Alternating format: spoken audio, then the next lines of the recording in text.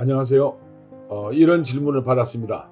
창조에 관하여 다르게 설명하는 이유를 알고 싶습니다. 창세기 1, 2장과 시편 8편의 공통점과 차이점을 알고 싶습니다라는 내용입니다. 답변해 드리겠습니다.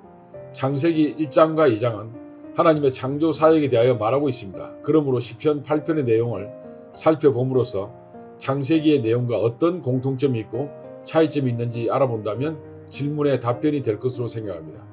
대부분의 학자들은 시편 8편이 하나님의 창조 사역에 대한 찬양을 담고 있다는데 이의가 없습니다. 이런 점에서 대부분의 학자들은 8편을 가리켜서 찬양시라고 말합니다. 독일의 저명한 신학자 베스트만도 본시를 가리켜서 창조시라고 주장합니다.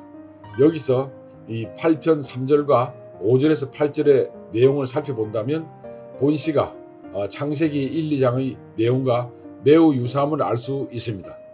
3절은 하나님에 의한 만물의 창조를 말하고 있습니다. 5절에서 8절은 하나님에 의하여 창조된 인간이 만물의 영장으로서 대우를 받고 있음을 말합니다. 특히 이제 4절에서 사람이 무엇이기에 주께서 그를 생각하시며 인자가 무엇이기에 주께서 그를 돌보시니까라는 표현은 거대한 우주 앞에 놓인 인간의 왜소함을 표현한 말입니다. 그럼에도 불구하고 하나님께서 그 인간에게 우주에서 특별한 위치와 권리를 부여했기 때문에 인간은 하나님을 찬양하지 않을 수가 없습니다.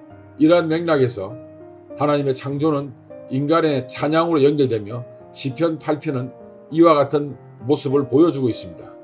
인간은 자신의 능력에 의하여 만물 중에 존귀함을 받은 것은 아닙니다. 그것은 전적인 하나님의 은혜인 것입니다. 이제 인간에게 필요한 것은 시편 8편의 내용처럼 순진무구한 신앙뿐입니다. 2절에서 알 수 있듯이 왜냐하면 하나님의 권능은 오만과 불의에 세워지는 것이 아니라 순수한 어린아이와 젖먹이의 입에 의하여 세워지기 때문입니다.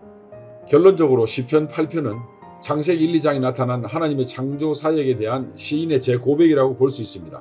하나님의 창조 사역은 인간의 찬양을 불러일으킵니다.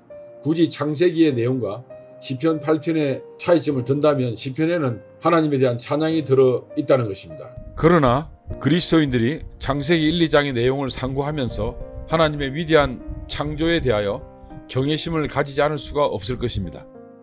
이러한 경외심은 당연히 찬양으로 성화됨을 알 수 있습니다. 그래서 창세기 1, 2장을 읽는 그리스도인들은 하나님을 찬양하게 되며 이러한 모습이 시편 8편에 나타나는 것입니다. 따라서 두 내용은 공이 같은 것입니다. 감사합니다. 다음 시간에 뵙겠습니다.